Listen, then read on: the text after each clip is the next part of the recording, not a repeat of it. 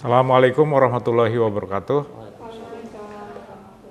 Terima kasih Pak Ade, Wakil Dekan, juga Ibu Darsita, moderator sekaligus koordinator acara ini.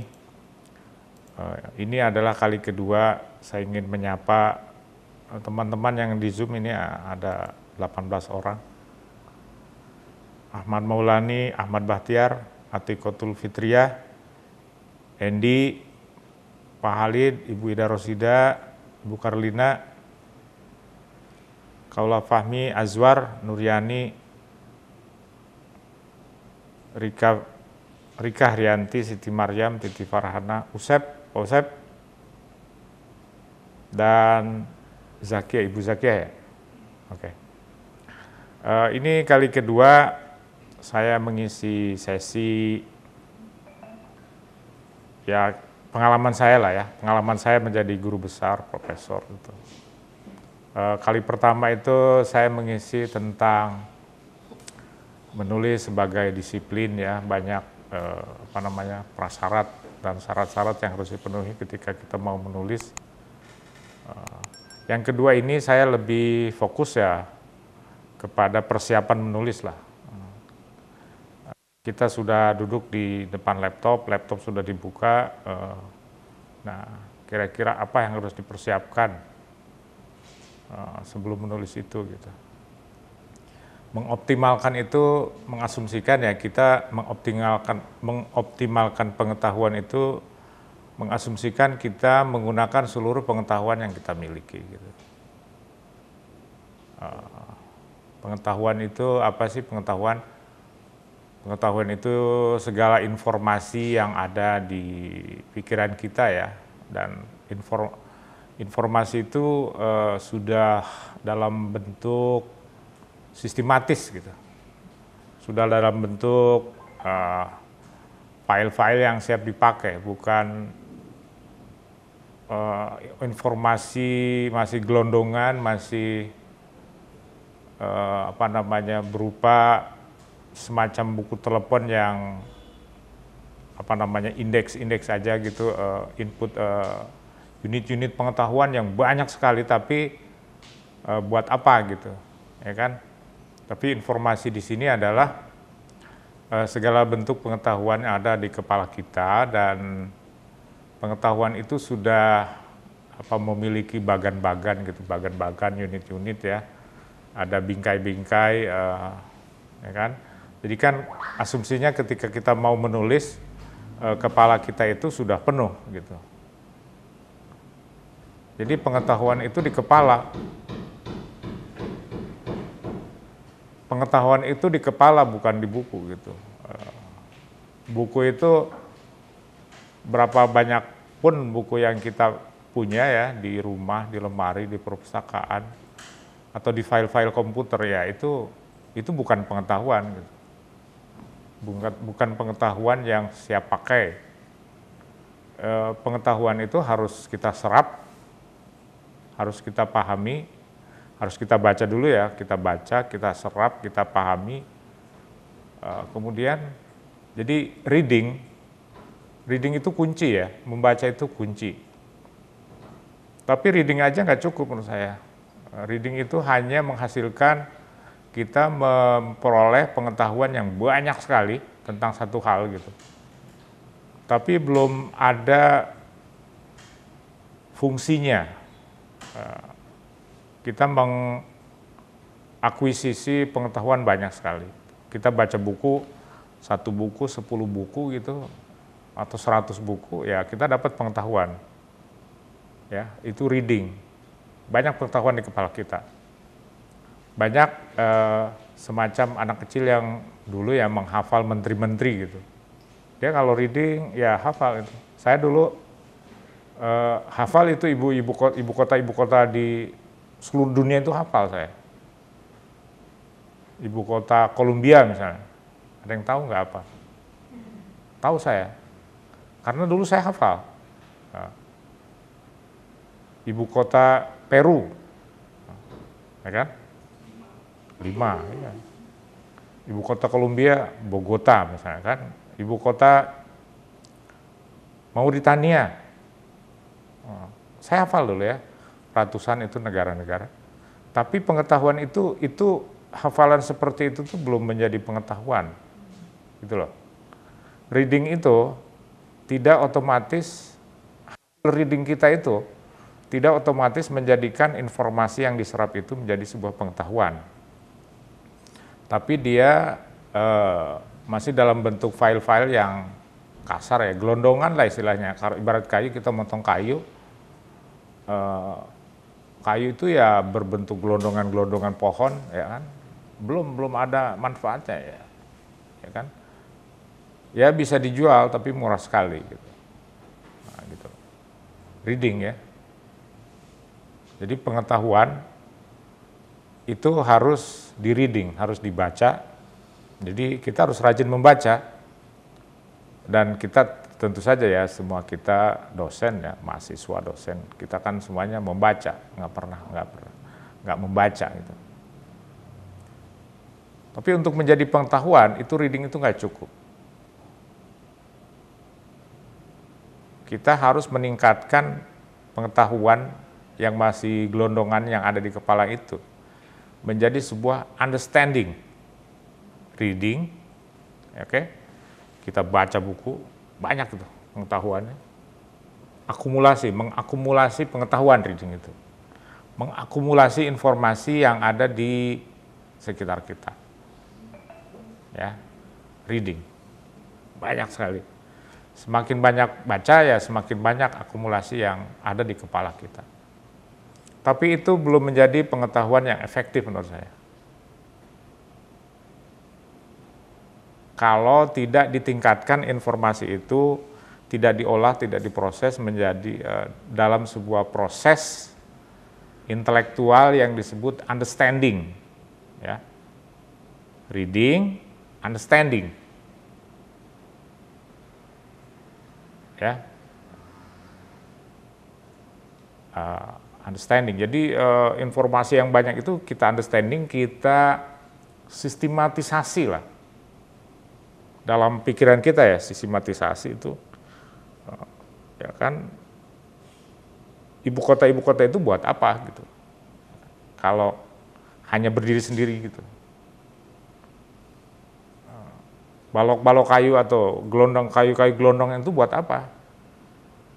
Belum ada manfaatnya gitu. Kita harus olah lagi agar punya daya jual ya, harga yang bagus. Maka proses itu namanya understanding. Saya sering memberi catatan lah sama orang-orang yang ayo reading gitu kan. Reading itu penting. Reading kita itu masih sangat rendah gitu. Tapi reading yang bagaimana yang membuat orang cerdas itu? Reading yang kemudian dari reading ditingkatkan menjadi understanding. Membaca, kemudian memahami. Memahami itu adalah proses intelektual, raw material ya, bahan material yang ada di kepala kita itu, informasi-informasi yang ada di kepala kita sistematisasi gitu.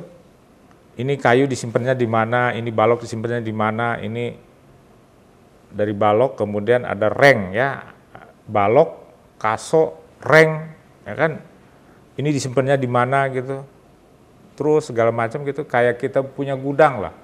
Gudang itu kan nggak sekedar dimasukin, dijebrus-jebrusin ke gudang, enggak kan, tapi kita harus rapikan gudang itu. Kita punya file besar di komputer itu, hard disk besar, masukin aja gitu. Itu kayak gudang yang nggak punya, atau kayak perpustakaan yang nggak punya katalog, ya kan? Banyak buku, berapa bukunya? Pak Zumardi itu bukunya banyak sekali, ratusan, ribuan, puluhan ribu. Katalognya belum selesai. Jadi perpustakaan besar sekali, kalau nggak katalognya ya susah. Di mana cari buku yang kita butuhkan? Gitu loh. Nah, katalogisasi itu saya kira semacam peningkatan dari proses reading ke understanding. Jadi menjadi sistematis, pengetahuan itu menjadi sistematis karena sistematis maka pengetahuan itu menjadi efektif gitu. Ada gunanya, bisa bekerja. Gitu loh. Ya kan? Bisa bekerja. Understanding. Dari understanding ada satu lagi tahap yang harus dilakukan agar pengetahuan yang kita akumulasi itu ya menjadi sesuatu yang bernilai. Apa itu? Producing. Ya. Pengetahuan yang sudah disimpan itu kemudian diolah, disistematisasi, harus dikeluarkan lagi menjadi produk-produk yang bermanfaat. Nah, itu Bu Darsita, tahapan-tahapannya ya. Reading, understanding, producing atau innovating di situ sama aja. Kita harus menghasilkan sesuatu dari pengetahuan kita. Producing itu artinya mengeluarkan pengetahuan dari dalam dari pikiran kita ke dunia nyata lagi, baik dalam bentuk buku, baik dalam bentuk artikel, macam-macam lah. Menulis pokoknya ya. Menulis itu adalah medianya atau caranya. Jadi menulis itu nggak sederhana sekedar menggerak-gerakan jari kita di atas tab, di atas laptop ya, bukan. Tapi kalau kepala kita kosong ya, apa yang ditulis? Nggak ada yang bisa ditulis gitu. Nah ini yang mengakibatkan saya kira ya, karena kekosongan, saya kira kosong gitu. Banyak teman-teman yang kok menulis nggak bisa-bisa, mungkin kosong kepalanya, ya kan? Mungkin bacanya kurang. Saya kira kalau baca ya, setiap kita rajin baca lah ya, tapi itu ada proses yang harus dilanjutkan. Reading, understanding. Nah ini understanding, dari reading ke understanding ini membutuhkan sebuah tahapan lagi, kecerdasan ya, semacam kecerdasan gitu. Kita kalau nggak cerdas ya gimana meng-understandingnya? Sama seperti kita punya punya sebuah gudang ya, kita kan dengan cepat sekali otak kita, ini barang ini disimpan di sini, barang itu disimpan di situ, terus itu kan artinya mengsistematisasi, ya kan? Mengsistematisasi. Gudang itu bukan sekedar jebrus saja barang dimasukin gitu, enggak. Itu justru susah, nggak ada gunanya. Ada kecerdasan tertentu yang harus dimiliki agar dari reading itu timbul sebuah proses yang lain yang disebut understanding. Kemudian dari understanding kita menghasilkan sebuah produk yang disebut dengan producing atau innovating ya, producing saya kira ya. Reading, understanding, producing. Reading, understanding, producing. Nah, reading, understanding, producing, saya kira itu masuk dalam kategori yang disebut dengan internalisasi. Ya. Menginternalisasi itu adalah menyerap pengetahuan dari dunia luar ke dalam. Pengetahuan itu bukan di luar. Realitas yang eksternal itu bukan pengetahuan, dia berbeda di luar diri kita. Itu belum menjadi pengetahuan. Pengetahuan itu ada di dalam kepala. Karena itu ada pepatah, al-ilmu fis sudur, la fis sutur. Ilmu itu di dalam dada, bukan di tulisan, bukan di buku. Ilmu itu atau pengetahuan itu bukan sesuatu yang bersifat eksternal. Ya. Tapi ilmu itu ada di kepala kita, ada di hati kita, ada di otak kita. Tapi bukan menghafal ya, bukan menghafal. Menghafal itu bagian kecil saya kira dari proses internalisasi itu. Jadi begitu kita tahu ya, begitu penting menghafal, tradisi menghafal ya, al-hifzu, al-muhafazu dalam tradisi Islam ya, karena itu bagian dari, bukan menghafal dalam pengertian apal cangkem itu mulut kita sekedar hafal, tapi ya sekedar di bibir aja, tapi itu pengetahuan itu nggak ada di kepala kita gitu. Apal cangkem, bukan apal cangkem. Menghafal itu bukan sekedar apal cangkem. Saya sering melihat teman saya itu sebenarnya belum bisa ngaji. Jadi dia kalau ngaji kan pakai lidi kan, ditunjuk kan. Qul a'udzu birabbin nas. Itu lidinya pas itu. Qul a'udzu birabbin nas, malikin nas. Pas. Tapi mana huruf sin? Nggak tahu dia. Iya, karena hafal cangkem. Kita harus hindari itu. Hafal cangkem itu, atau seperti itu, seperti himar, seperti keledai yang bawa kitab. Jadi himar ya kan, kayak kama salil himar yahmilu asfar, seperti himar yang membawa buku. Jadi himar itu kan alat angkut ya, sering bawa buku, dia ratusan buku diangkut gitu. Bukan, kita itu bukan himar, tapi kita juga bukan apal cangkem. Yang kita lakukan adalah reading, kemudian understanding, kemudian producing. Menghafal to some extent itu perlu ya. To some extent itu perlu, karena itu bagian dari, kan sebelum kita bisa memecahkan soal-soal matematik yang pelik-pelik itu, kita kan belajar menghafal kali-kalian kan. 1 kali 1, 1 kali 2, terus 2 kali 2, 4 kali 4, sampai 10 tuh ya, 10 kali 10, 100. Itu harus hafal kan. Tanpa hafal itu saya kira kita memecahkan teori, soal matematika yang lebih rumit, nggak bisa itu. Ada rumus-rumus yang memang harus dihafal, tapi kemudian menghafal itu untuk mempromot atau mendorong sebuah pemahaman gitu kan. Ya kan, mesin itu supaya jalan gitu. Maka menghafal itu perlu, karena itu tadi. Jadi kita, dokter-dokter saya kira menghafal itu resep-resep itu. Kita kalau ke dokter, oh ini obatnya kalau darah tinggi amlodipin, ini kasih yang 500 gram. Itu kan hafal gitu loh. Ini kalau obat asam urat segala macam, hafal. Jadi jangan merendahkan tradisi menghafal ya. Ada sementara orang yang menitik beratkan kepada understanding dan menghina menghafal gitu.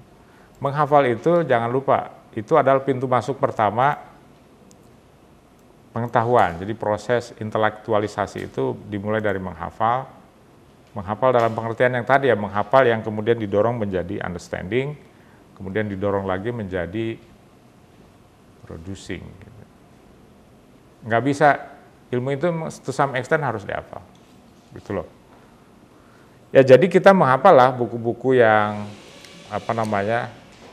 kita buku-buku sejarah Islam, ya kan, sejarah Nabi itu kan dihafal. Tapi setelah dihafal kemudian kita di-understanding-kan, karena kan pengetahuan itu begitu banyak, kemudian kita naikkan levelnya. Jadi teman-teman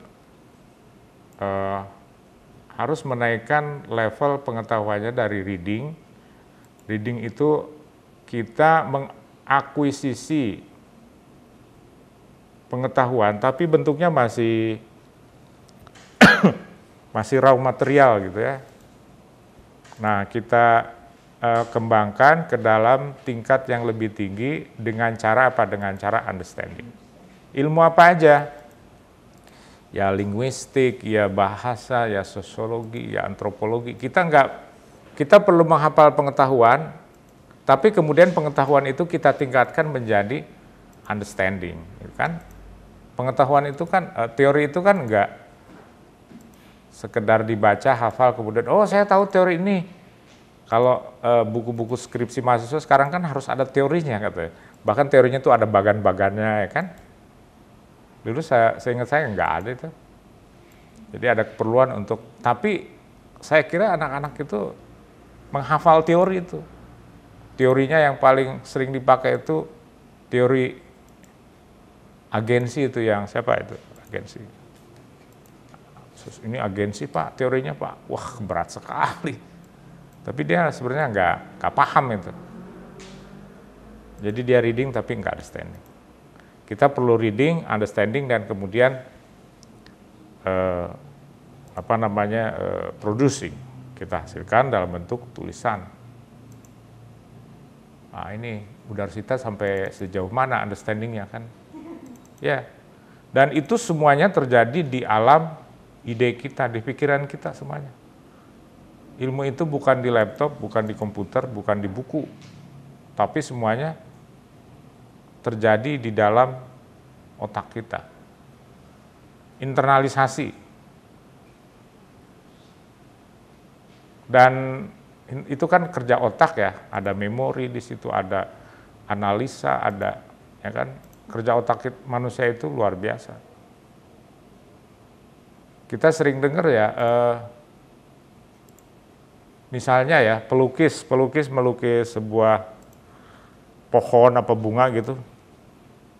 Itu katanya yang dilukis itu bukan bunga yang ada di hadapan dia, tapi bunga yang ada di kepala dia. Nah, sekarang bunganya disingkirkan, bisa nggak yang melukis bunga? Bisa. Anak saya aja bisa melukis menggambar gitu tanpa melihat. Itu dari mana? Ya dari kepala. Bahkan pelukis pun ketika melukis sebuah benda ya, itu adalah dia melukis benda yang ada di kepalanya. Jadi the power of knowledge yang ada di kepala kita itu dahsyat sekali. Ya toh? Siapa pelukis-pelukis semuanya al ilmu fis sudur. Nah, itu. Betul sekali itu. Jadi ketika kita melihat sebuah benda, ya, kalau benda itu kita belum pernah lihat, kita menyerap benda itu. Itu kan, merekam, kemudian menyimpannya di dalam kepala. Dan ketika kita melihat benda itu lagi, ini saya ingin menceritakan the power of mind ya, betapa dahsyatnya pikiran kita gitu. Ketika melihat benda itu lagi, kita benda itu otak kita tuh mengkonfirmasi, ini apa benar benda ini yang tempo hari dilihat, filenya ada di kepala segala macam. Kalau ada, ya kita tahu namanya, ada konfirmasi. Jadi realitas itu dikonfirmasi. Jadi sebenarnya kita bisa menyebut benda itu karena benda itu ada di kepala kita gitu, sudah ada di kepala kita. The power of mind gitu. Gitu loh. Kita ketika membaca, ini saya ingin menceritakan aja the power of mind ya. Ketika membaca, kenapa kita bisa membaca cepat? Karena kita sebenarnya sudah kenal kata-kata itu. Ketika kita melihat kata Indonesia misalnya, kita kan nggak membaca semuanya. Indonesia, enggak. Mata itu sekelebat aja ngelihat kata itu ya. Kemudian dikonfirmasi ke otak kita, Indonesia. Ya kan? Ada ribuan kata, bahkan mungkin puluhan ribu, jutaan kata gitu yang ada di kepala, di memori kita. Itu adalah kekayaan pengetahuan kita. Ya kan? Karena itu kita bisa membaca cepat. Mata itu hanya sekedar mengkonfirmasi aja. Thread, membaca cepat itu kan. Kita melihat kata IND, oh ini Indonesia. Kita akan membaca secara sempurna satu demi satu, huruf demi huruf ya. Kalau kita kata itu nggak kenal sama sekali. Misalnya bahasa Rusia gitu kan. Apa ini? Baru kita baca. Tapi kalau baca koran segala macam bahasa Indonesia ya kita hanya sekedar mata itu hanya mengkonfirmasi aja pengetahuan yang ada di kepala kita. Nah itu pengetahuan. Kita punya pengetahuan dan kita harus memaksimalkan pengetahuan itu ketika kita bekerja. Ada seorang komponis ya, saya ingin cerita lagi satu hal lagi tentang betapa kuatnya ya. Komponis pasti teman-teman tahu semua ya, Beethoven. Beethoven itu mengarang, mengkomposisi karyanya yang simfoni ke-9 apa itu ya. Itu dalam keadaan tuli. Dia mengidap penyakit umur berapa itu, tuli, total, sehingga dia nggak bisa mendengar. Padahal dia komponis. Loh, padahal komponis kan mendengar musik. Gimana mungkin dia mendengar musik kalau tuli? Bisa. Dia mengarang simfoni ke-9 itu dalam keadaan tuli. Jadi kita semua menginternalisasi itu nada-nada yang banyak itu. Beethoven itu menyimpan nada di kepalanya.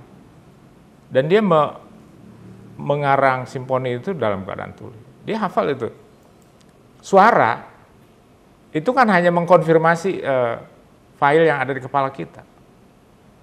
Ya enggak? Itu lagunya tuh teman-teman tahu ya. La la la la la la la la la la la la la la la la la la la apa namanya? Salah satunya ya. Joy apa namanya? The Song of Joy ya. Na itu dalam keadaan tuli. Dia nggak mendengar suaranya sendiri, tapi dia bisa menulisnya dengan persis. Gitu. Nah, jadi apa yang ingin saya sampaikan adalah kita itu sebenarnya punya pengetahuan yang banyak sekali di kepala kita, cuman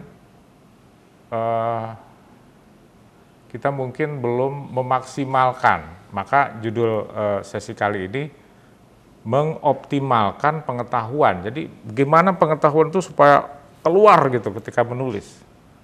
Ini jadi seperti saya katakan tadi, kita baru duduk nih di depan laptop ya, kita mau ngelihat ini gimana pengetahuan yang super mesin ya, super prosesor yang ada di kepala kita itu bisa membantu, bisa mengeluarkan pengetahuan kita sehingga kita bisa menulis. Gitu loh, ya. Itu mengoptimalkan pengetahuan yang dimaksudkan dalam sesi. Maka diharapkan nanti kita bisa menulis dengan lancar ya, karena idenya keluar terus deras sekali gitu.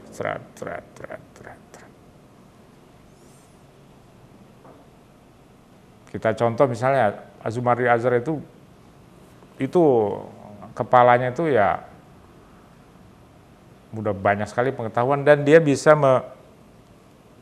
mengeluarkannya, memproduksi pengetahuan itu dengan lancar. Hampir setiap minggu tulisannya ada di media massa. Sekarang masalahnya kenapa kita nggak bisa menulis? Nulis satu artikel aja buat Scopus itu kok nggak bisa gitu. Ya kan? Kok bisa, kenapa begitu susah gitu?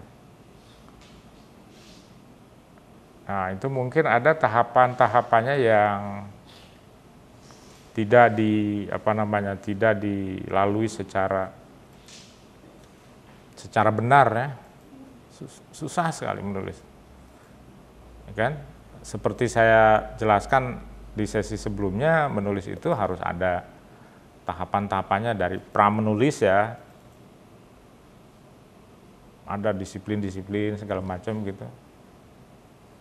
Ada tahapan-tahapan, ada ritual-ritualnya gitu, ada, ya kan? Badan kita harus fit segala macam gitu, sudah saya jelaskan pada kesempatan yang lalu. Nah sekarang saatnya kita mengeluarkan pengetahuan itu. Jangan menulis dengan tumpukan-tumpukan buku yang ada di sekitar kita, banyak sekali buku-buku itu.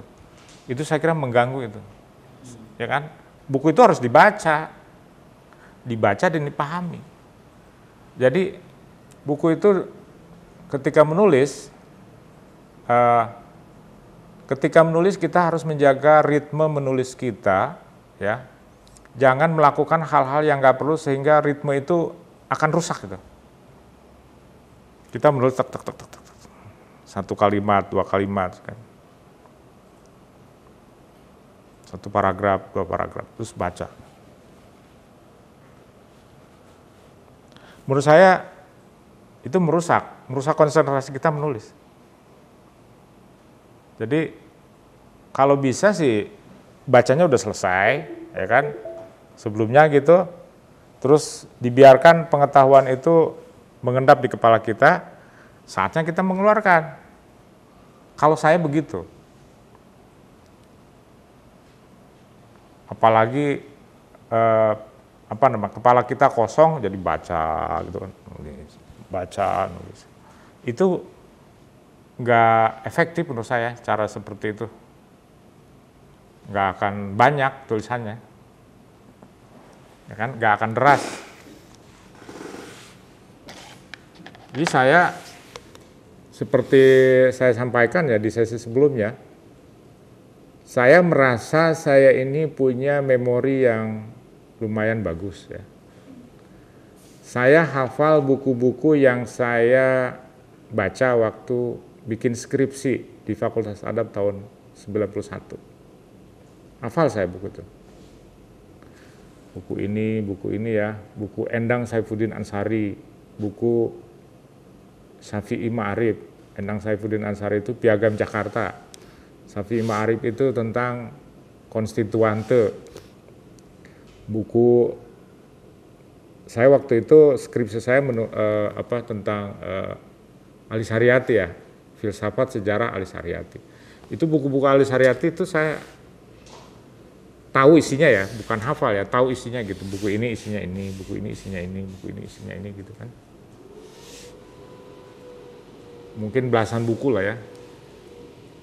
Nah itu memori itu saya simpan di kepala saya. Ketika saya nulis S2, itu sebagian buku-buku yang saya baca di S1, ya ada gunanya, ada manfaatnya. Kemudian ketika saya nulis disertasi S3, buku yang saya baca di S1, S2, ada manfaatnya. Gitu loh. Jadi saya nggak harus berjibaku nulis baca lagi mati-matian. Terlalu lama, ya kan? Kenapa kita nggak manfaatkan pengetahuan kita yang mengendap di kepala kita ini? Disertasi saya itu kan tentang reproduksi pengetahuan kaum salafi di Indonesia. Oke? Saya sadar ya, saya ini produk sejarah Islam plus Islamic Studies. Nah itu saya ingin masa lalu, background saya itu saya maksimalkan, saya manfaatkan, maka saya menulis sesuatu yang dekat dengan dua background saya itu. Ya kan, saya menulis tentang reproduksi pengetahuan kaum salafi di masa kontemporer. Maka buku-buku yang dulu saya baca waktu S2 ya, S2 saya Islamic Studies, saya tahu itu bukunya misal B.J. Bolan misalnya kan, tentang Islam di Indonesia, Snuk Hurgronje, tentang tentang Mekah, tentang banyak puluhan dan belasan lah buku-buku. Jadi buku-buku yang sudah kita baca kan nggak usah dibaca lagi, tinggal kita kutip aja. saya menggunakan body text ya. Body text itu paling enak lah. Ade Abdul Haq 2019. Udah. Saya mati kutu itu kalau saya bikin footnote. Bener. Mati kutu saya. Mati kutu saya. Saya nggak suka footnote. Kebetulan antropologi itu, kamu ngapain nulis footnote? Kata profesor saya. Nggak perlu footnote. Saya mati kutu Bu. Mati kalau footnote itu. Karena itu mengasumsikan kita harus tahu halamannya, harus tahu edisinya, tahun berapa bukunya. Saya nggak bisa dan saya nggak suka. Nggak suka karena saya itu banyak sekali, terlalu detail gitu. Saya lebih suka body note aja. Ya kan dalam ilmu sosial body note itu cukup. Darsita tahun berapa, ya kan? Tahun 2021B misalkan, itu artinya ada buku yang lain gitu kan. Mudah, gampang. Make it simple gitu. Kenapa sih kita bikin susah sekali gitu? Teks footnote. Mati kutu saya. Ya. Ampun. Jadi lebih baik saya daripada bikin footnote, lebih baik saya, nah ini juga ya, kiat ya, lebih baik saya suruh asisten seseorang, tolong bikinin footnote. Ya kan? Daripada mati-matian kita. Karena saya nggak bisa, footnote itu nebak-nebak Pak. Kalau saya nebak-nebak kan harusnya saya bohong. Masa kita bohong sih nulis? Nggak jujur, ya kan? Lebih baik, tolong beresin footnote saya. Boleh itu. Cari aja asisten mahasiswa. Kita bayar. Gitu loh. Nah itu, jadi pengetahuan saya yang S1, S2 ya, saya banyak tahu lah tentang Islam di Indonesia segala macam gitu. Bukunya Deliar Nur misalnya kan, itu kan kayak buku wajib. Tahu lah. Sehingga ketika nulis S3, disertasi, saya tinggal membaca buku yang belum pernah saya baca, gitu loh. Dan lagi saya punya, ini kiat penting ya, kecil tapi penting. Ketika kita baca buku, ini bagi orang yang telah sedang nulis tesis atau disertasi, ketika kita baca buku, tolong buku itu catatlah sesuatu tentang buku itu. Judulnya, pengarangnya, tahunnya, segala macam, kemudian isinya. Ya 2-3 paragraf gitu, 1-2 halaman, ya kan. Kutiplah kata-kata yang perlu. Kenapa? Dan simpen filenya. Kenapa? Karena suatu saat kita akan balik lagi ke buku itu, gitu loh. Jadi jangan sampai, saya pernah baca buku itu ya, tapi apa? Akhirnya dibaca lagi.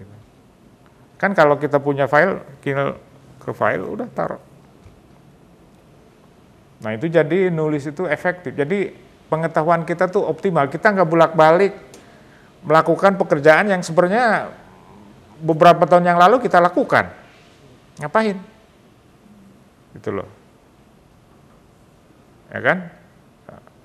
Nggak perlu mengulang-ulang. Kita membaca buku-buku yang belum kita baca. Dan prosesnya seperti tadi yang saya sebutkan ya. Nah jadi dengan cara seperti itu saya kira menulis itu menjadi lebih mudah ya. Jangan lupa ya kita menulis sesuatu yang kita sukai.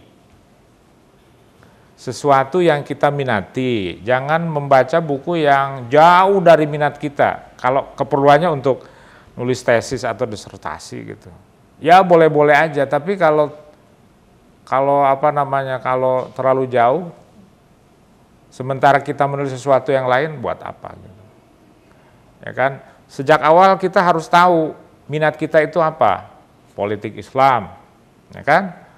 Pendidikan, filantropi, Bu Amel itu. Saya kira Bu Amel itu sejak 20 tahun yang lalu udah tahu itu. filantropi. Jadi otaknya filantropi aja. Iya. Sehingga kita nulis filantropi gampang. Itu bekerja yang benar itu seperti itu. Jangan menulis sesuatu yang nggak kita yakini. Ya kan, udah beberapa halaman, bahkan belasan halaman, ganti topik. Wah, itu buang-buang waktu, buang-buang tenaga, buang-buang uang, buang-buang energi. Ya.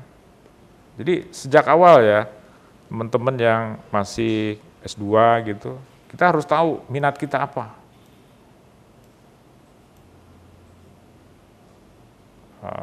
Bu Amel filantropi, ya kan.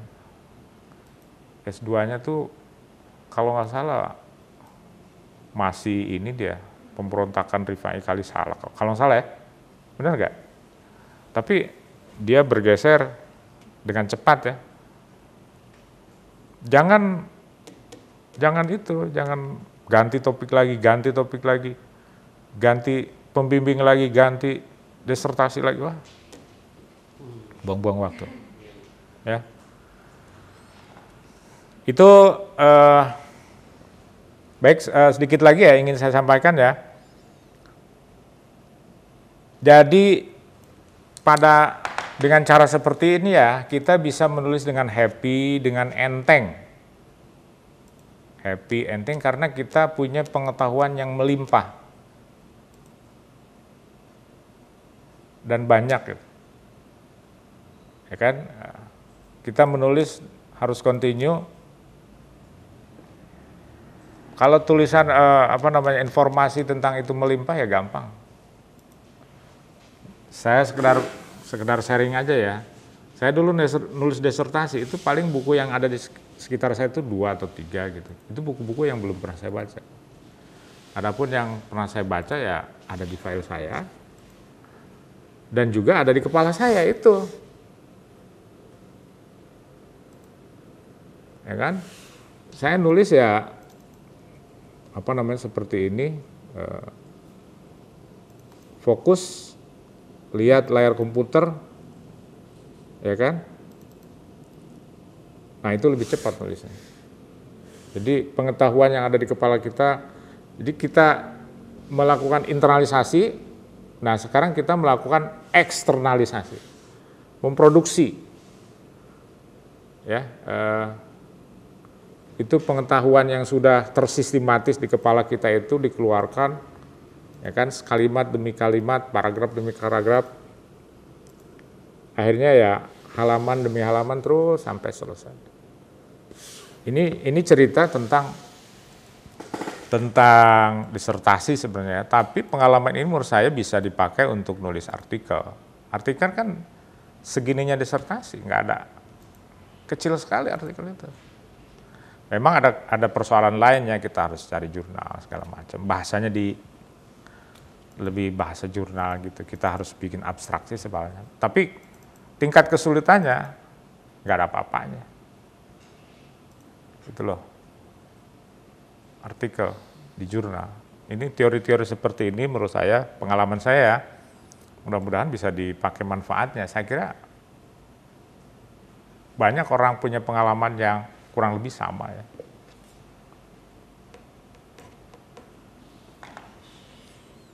Jadi internalisasi kemudian eksternalisasi. Nah, ya kan? Kemarin saya sudah jelaskan ya, kalau ini mau nulis artikel sejam 2 jam kok belum keluar-keluar, jangan cepat-cepat pergi, tunggu aja, tunggu gitu ya. Betul. Ada juga orang bilang begini, saya gimana bisa menulis, orang saya lagi jadi wadek misalkan. Enggak, itu masalah koordinasi aja. Koordinasi itu artinya menyelaraskan beberapa pekerjaan dalam satu waktu gitu kan. Kan itu hal yang biasa. Koordinasi naik sepeda itu kan harus ada koordinasi. Kaki mengayuh, ya kan? Tangan memegang stang, pandangan ke depan. ya kan, kalau mau agak pelan ya direm. Remnya juga harus ada koordinasi kan, jangan langsung jebret gitu kan. Itu kan koordinasi. Harus bisa itu. Kita itu kan pada dasarnya setiap orang itu punya kecerdasan untuk multitasking gitu. Artinya bisa mengerjakan pekerjaan dalam satu waktu, ya kan? Bisa, karena ada koordinasi. Tangan nyupir kan koordinasi. Tangan megang setir, kaki megang nginjek rem dan gas, mata ke depan. Dan yang lebih penting lagi adalah otak kita itu ya bekerja gitu. Harus bisa. Kalau enggak ya artinya itu kan kita hanya nulis, kita hanya punya satu tugas aja. Dan itu susah. Kita kan dosen. Harus ngajar, harus neliti, harusnya kita nulis. Baik, Bu Rosita, itu saja ya intro dari saya. Nanti bisa dilanjut barangkali ada teman untuk bertanya. Silakan. Pada Ibu Indu. Iya, terima kasih. Apakah suara saya terdengar? Terdengar, Bu. Terdengar sekali. Oke, baik. Alhamdulillah. Assalamualaikum warahmatullahi wabarakatuh. Waalaikumsalam warahmatullahi wabarakatuh. Dosen apa ini? Ya, senang sekali. Tarbiyah. Amunisi yang kedua kalinya dari Prof. Jajang. Iya, selalu menjadi amunisi untuk poster semangat yang keren. Tapi lagi-lagi kita masih juga belum profesor ya. Terus terang, saya merasa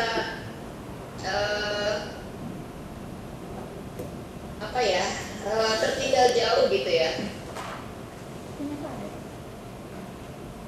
Karena teman-teman yang katakanlah selevel dengan saya seperti Askal Salim sudah jadi profesor lebih dulu.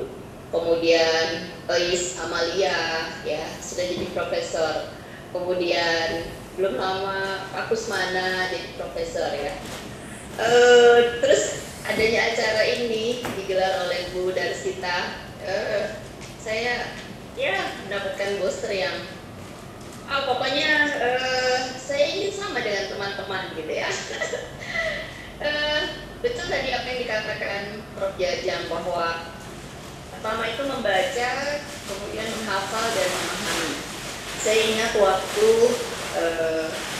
sidang skripsi S1 itu pengujinya ya yang semuanya sudah almarhum ya. Mereka tuh bertanyanya runtut. Jadi yang pertama buka halaman sekian. Saya buka skripsi saya, jebretan. Terus dia lihat footnote-nya kan. Nah, ini bukunya Herman J. Waluyo, ya Herman J. Waluyo. Ini buku ini apa warna cover bukunya? Berarti betul, memang harus dihafal. Dan saya terbiasa itu untungnya dulu ya, kalau baca buku, buku ini covernya warnanya misalnya abu-abu, warnanya garis-garis ada hitam di kiri gitu ya, warnanya hijau, nah, seperti itu. Terus kenapa Anda mengutip teorinya ini tentang puisi gitu, bla bla bla bla. Jadi apa yang disampaikan Prof. Jajang itu saya membuka memori saya kembali gitu ya. Betul bahwa dulu pun dosen-dosen kami di IAIN ya, dulu belum UIN, mereka seperti itu. Jadi bagaimana mahasiswa itu calon sarjana bisa hafal kemudian memahami gitu. Jadi nggak sekedar memahami tapi hafal. Jadi memang generasi saya itu kalau baca buku ya harus tahu buku itu covernya warnanya apa, terus kenapa kita motif teorinya dia begitu. Nah, terus kalau gini loh Prof. Jajang dan Uda Sita, gimana saya bisa mengejar teman-teman itu gitu ya? Saya sudah merasa tertinggal jauh gitu. Ada perasaan yang kayak gini nih, sulit untuk membuangnya. Jadi ketika berusaha untuk menulis kembali lalu mentok, ya kadang-kadang mentoknya gitu. Oh harus fokus, oh harus internasional publish gitu ya. Oh kita nggak bisa sendirian nulis, harus merger, harus berkolaborasi. Ya saya ingin booster lagi, ingin nasihat lagi dari Prof. Jajang yang keren. Itu saja. Terima kasih. Assalamualaikum warahmatullahi wabarakatuh. Waalaikumsalam warahmatullahi wabarakatuh. Terima kasih Bu Hindun. Untuk Bu Hindun saya kira mudah-mudahan nggak justru teman-teman semua udah jadi profesor, ini belum malah jadi semacam under pressure gitu ya. Ya kadang-kadang ada juga yang begitu, semacam semakin under pressure semakin susah. Ide-ide itu nggak akan keluar sama sekali itu. Jadi teman-teman jadi profesor, seangkatan jadi profesor gitu, tentu itu cambuk gitu. Tapi sekali lagi ya itu bisa disingkirkan gitu, tekanan seperti itu ya kita kembali lagi ya menulis dan coba menulis dengan senang gitu, menulis dengan senang, dengan hati, dengan emosi, dengan segenap jiwa lah gitu, segenap jiwa dan raga gitu. Itu lebih enteng Bu. Jadi menulis itu bukan sekedar menggerakkan jari-jari kita di atas keyboard gitu, tapi menulis dengan happy. Harus fun di situ. Kalau fun itu segalanya menjadi enteng, ya kan? Kita melakukan sesuatu yang kita sukai gitu, nggak ada masalah gitu, ya kan? Masih banyak waktu ya. Kalau Pak Kusmana itu kan umurnya kurang lebih sama lah dengan saya gitu. Masih banyak waktu. Jangan menjadi gregetan gitu karena teman udah jadi profesor. Itu kalau gregetan ya nggak bakalan keluar gitu. Keluar keringat dingin itu nggak bakalan keluar. Memang menghafal itu jangan disalahpahami letterluck seperti yang kita harus hafal ininya. Bukan. Menghafal itu to some extent menghafal itu perlu sebagai akses kita untuk mengunderstanding gitu. Menghafal itu ya, kalau nggak hafal ya gimana? Kita nggak bisa, dokter itu nggak bisa ngasih resep itu. Padahal dokter-dokter yang sering kita temuin itu hafalan obat-obatnya ini banget, sudah sangat teknis. Semakin sering sebuah keterampilan itu dilakukan ya semakin teknis gitu. Oh ini obatnya ini, 500 gram segala macam gitu. Dia menulis resep dengan ini. Kenapa? Karena dia hafal. Ya kan? Sama. Tapi lebih penting dari dihafal itu adalah harus dipahami. Kemudian setelah itu kita harus producing. Reading, understanding, producing. Producing itu maksudnya writing kan di situ. Jadi kepada Bu Hindun atau siapa saja ya, jangan merasa under pressure sampai tahap ini kok saya belum profesor juga. Jangan. Itu perasaan seperti itu akan membuat kita nggak nyaman. Kita nggak bisa keluar, ide-ide yang brilian-brilian itu nggak bakalan keluar dari kepala kita. Tetap relax ya, tetap jaga performa. Kita kan sebenarnya nggak sedang bertanding dengan siapa-siapa, ya kan? Kita itu bertanding dengan diri sendiri. Bu Hindun bertanding dengan sisi Bu Hindun yang lain yang males, yang ya kan, sementara sisi Bu Hindun yang satu ini pengen jadi profesor, guru besar segala macam, tapi sisi yang lain males, sibuk gitu kan. Padahal kesibukannya ya apa sih gitu kan. Jadi belahan jiwa kita yang negatif-negatif itu ya, yang suka excuse. Gimana ya? Enggak ada excuse. Kita sedang tidak melawan orang lain, kita melawan diri sendiri. Dan katanya melawan diri sendiri itu yang paling berat ya. Paling berat. Lain dengan di Eropa ya, jadi profesor itu kita harus nunggu profesor lain meninggal, atau dia retire, atau dia pindah ke universitas lain. Kata di Indonesia enggak. Setiap orang punya kans yang sama untuk menjadi profesor. Yang membedakan adalah itu tadi, rajin, ya kita harus kerja cerdas juga gitu. Insya Allah bisa, Bu. Dan saya melihat banyak dosen-dosen muda yang lebih muda ya, rektor kepala yang sudah senior itu menurut saya udah berat itu langkahnya itu. Waduh, gimana nih? Tapi yang lebih muda, yang lektor, ya kan, itu banyak yang langkahnya tuh menurut saya lebih ringan gitu. Dan suatu saat mereka UIN Jakarta itu akan panen profesor itu banyak gitu. Mungkin 2 tahun lagi, mungkin 3 tahun lagi gitu. Karena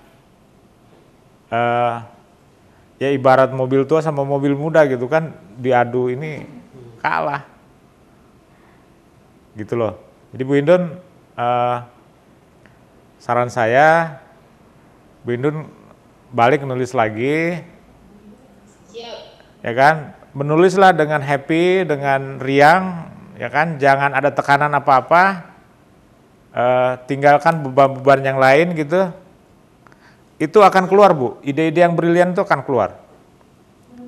Saya nggak tahu kapan saat yang tepat untuk menulis, tapi Bu Indun tahu sendirilah saat yang paling tepat untuk menulis itu kapan gitu.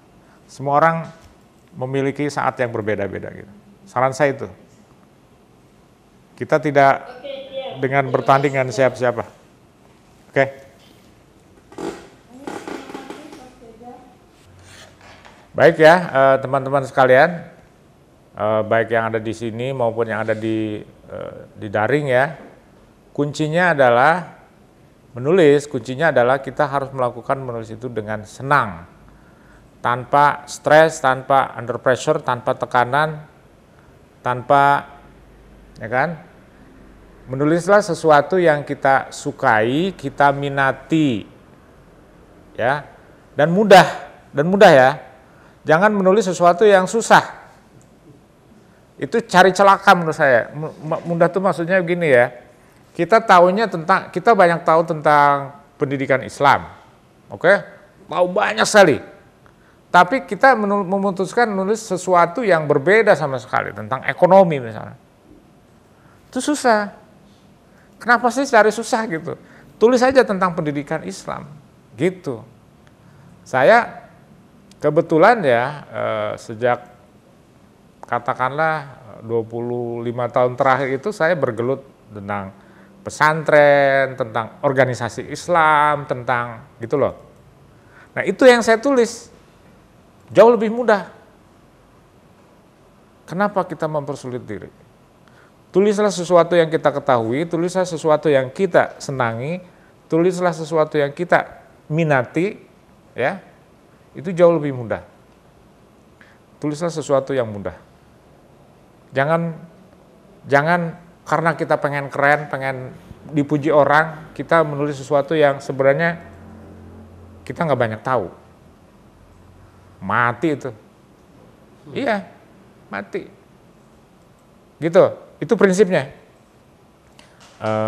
Dan kalau untuk menulis artikel, sekali lagi, itu adalah percikan-percikan atau pecahan-pecahan dari ide-ide besar ya, yang sudah kita lakukan pada saat nulis disertasi gitu. Begitu Bu Darsita. Terima kasih. Para hadirin sekalian, sekali lagi kami mengucapkan terima kasih pada Profesor Jajang Yahroni sebagai pemateri dan juga pada seluruh hadirin yang telah berpartisipasi dalam kegiatan workshop kali ini. Akhir kata, saya selaku moderator mengucapkan terima kasih pada Prof. Jajang dan pada para hadirin.